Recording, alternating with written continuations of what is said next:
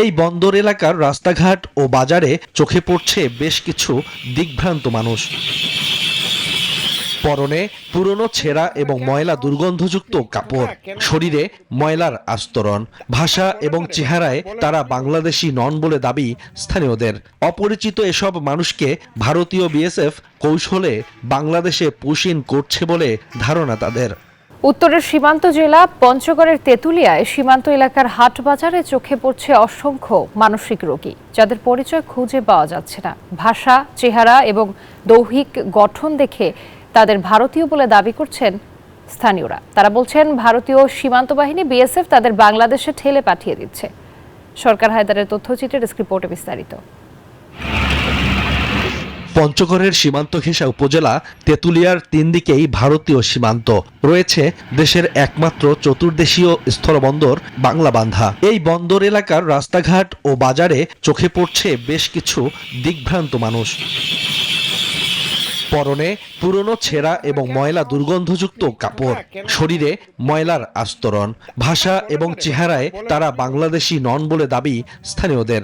অপরিচিত এসব মানুষকে ভারতীয় বিএসএফ কৌশলে বাংলাদেশে পুশ ইন করছে বলে ধারণা তাদের। বান্ডেল থাকলে প্রতি সেনমানিতে টাকা বাঁচবে।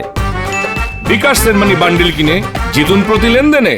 ভারতীয় যে মানসিক যে রোগীগুলো থাকে, থাকে পাগলগুলো থাকে, তারা গেট পার করে দিয়ে তারপর গেটটা লাগায় যায়, আর এদের ফেরার আর সুযোগ থাকে না, তখন এই পাশে তখন ওরা থেকে যায়। বাংলাবান্ধা বাজার, শিবাগড়া বাজার, তেঁতুলিয়া বাজার, যত পাগল আছে সব 80% পাগল হলো আপনার ভারতীয়।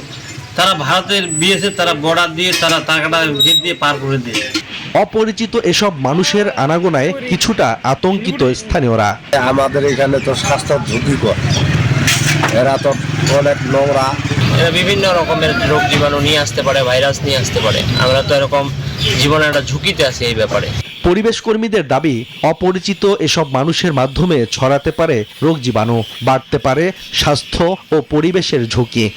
যে পরিমাণে পাগল ইদানিং তেঁতুলিয়া, পঞ্চগড়, আটোয়ারিতে দেখা যাচ্ছে, তো এটা আসলে স্বাস্থ্য ঝুঁকিতে পড়ছে মানুষজন। অপরদিকে এই পাগলগুলো যে আসলে পাগল কি না তা চিহ্নিত করা উচিত। এরা তো ভারতের গোয়েন্দা সংস্থার লোকজন হতে পারে। এসব দিগ্ভ্রান্ত ব্যক্তিদের নিয়ে দ্রুত সরকারকে উদ্যোগ নেয়ার দাবি স্থানীয়দের। Shoaib Shamim, desk report, news 24।